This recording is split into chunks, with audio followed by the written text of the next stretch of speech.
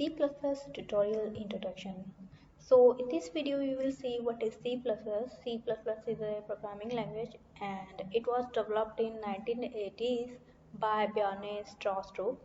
It added a feature of O in C, means जो C है उसी का extension है वो C++ है, और C में जो फीचर्स ऐड किए गए हैं जो कि हम बोल रहे हैं O means object oriented programming जो है ऐड की गई है C में, तब हम उसको डिफाइन करते हैं एज ए C++, राइट।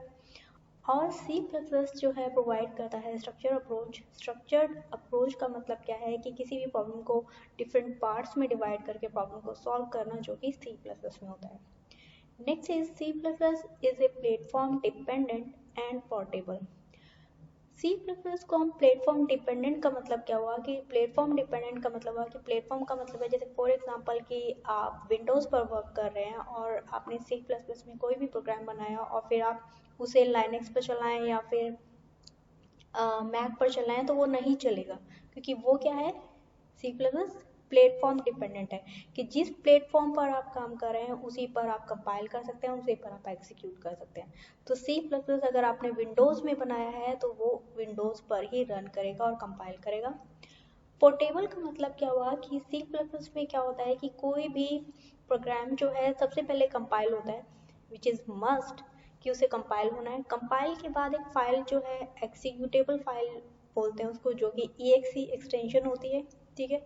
उस फाइल को आप किसी और सिस्टम पर भी रन कर सकते हैं। पोर्टेबल का मतलब कि आपके एक सिस्टम से दूसरे सिस्टम पर ले जाकर रन करना। क्यों? क्योंकि वो एक सी फाइल में कन्वर्ट हो जाता है फाइनली एग्जीक्यूशन के बाद, मीन्स रन करने के बाद, ठीक है। अब ये जो दूसरी मशीन है उस पर सी, जैसे कि हमने कहा कि प्लेटफॉर्म डिपेंडेंट है, इसका मतलब क्या हुआ कि अगर फर्स्ट मशीन पर हम विंडो पर वर्क कर रहे हैं तो दूसरी मशीन पर भी विंडोज़ पर ही वो रन कर पाएगा, किसी और कह सकते हैं ऑपरेटिंग सिस्टम जैसे कि मैक है उस पर रन नहीं करेगा, right. Next is C++ is a high level language, programming language.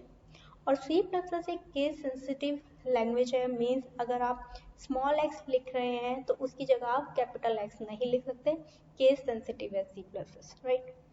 Next is it provide wide range of functions available in standard C++ library, जिसको हम फर्दर वीडियोस में डिस्कस करेंगे कि यहाँ पर C++ बहुत सारे फंक्शंस आपको इन बिल्ड प्रोवाइड करती है जिनको आप यूज़ कर आप अपने प्रोग्राम्स को डिज़ाइन कर सकते हैं, right. Next is C++ language has a compiler G++ to compile the program, means जैसा कि मैंने कहा कि हर एक प्रोग्राम जो है C++ का सबसे पहले कंपाइल होगा, क्योंकि C++ एक कंपाइलर सपोर्ट करता है टू कंपाइल द प्रोग्राम, और उसके बाद ही आप रन कर पाएंगे। क्योंकि नॉर्मली क्या होता है कि आपने कभी कोई प्रोग्राम रन किया हो तो जैसे पाइथन वगैरह में आप डायरेक्ट रन करते हैं, बट C++ में एक कंपाइलर की ज़रूरत हमेशा रहेगी, right. So it provides the features like DMA, dynamic memory allocation।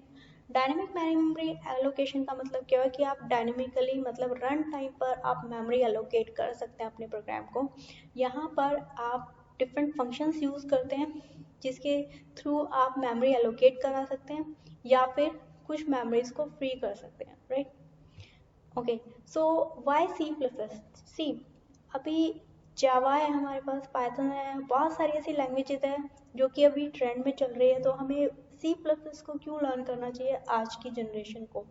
सी, अगर आपको पता हो जो डिफरेंट ब्राउज़र्स हैं जो हम यूज़ करते हैं, Google Chrome, Mozilla Firefox, safari, Netscape navigator, opera, ये सभी के सभी डिज़ाइन हुए हैं C++ लैंग्वेज में। और जितने भी विंडोज़ हैं, मैक ऑपरेटिंग सिस्टम है, मीन्स जितने भी ऑपरेटिंग सिस्टम है उनका भी मोस्ट ऑफ द पार्ट जो है वो जो कोडिंग पार्ट है वो C++ में हुआ है। फर्दर इवन जो मोबाइल गेम्स हैं बहुत सारे वो भी C++ में डिज़ाइन हुए हैं। ऐसा नहीं है कि बाकी लैंग्वेज में नहीं डिज़ाइन हुए, but most of the games जो हैं वो C++ में हुए हैं, राइट। और जो एप्लीकेशंस अडोबे की like Photoshop, ImageReady, Illustrator and Adobe Premiere are developed in C++।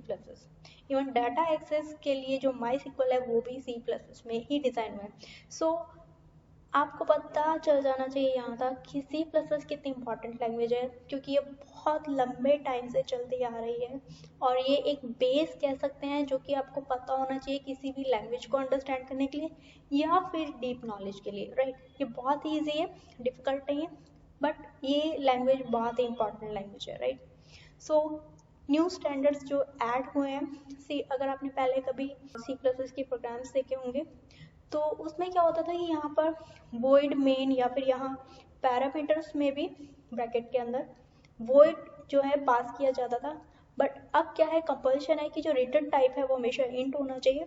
और ये जो फंक्शन है मेन का, अगर आपको इसके बारे में नहीं पता है तो हम प्रोग्रामिंग में 1 बाय 1 इसके बारे में जाएंगे, बट जस्ट हम जान लेते हैं कि हमेशा यहाँ पर इंट मेन ही यूज़ करेंगे। सेकेंड थिंग जो स्टैंडर्ड यूज़ हो रहा है, हैश इंक्लूड आईओस्ट्रीम यूज़ होता है instead of hash include iostream dot H.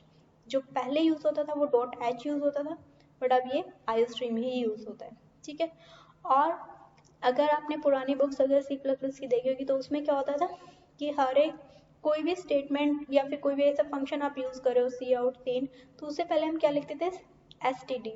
तो उसकी जगह इसमें अब हम क्या करते हैं कि ऊपर ही, जो कि मैं अभी प्रोग्राम्स में भी दिखाऊंगी, using name space S T D लगाने के बाद आपको हर लाइन में एस टी डी लिखने की ज़रूरत नहीं होती, जिसके बाद आप सेमी कॉलम्स लगाते थे, राइट। वो हम देख लेंगे अभी नेक्स्ट वीडियो में, राइट।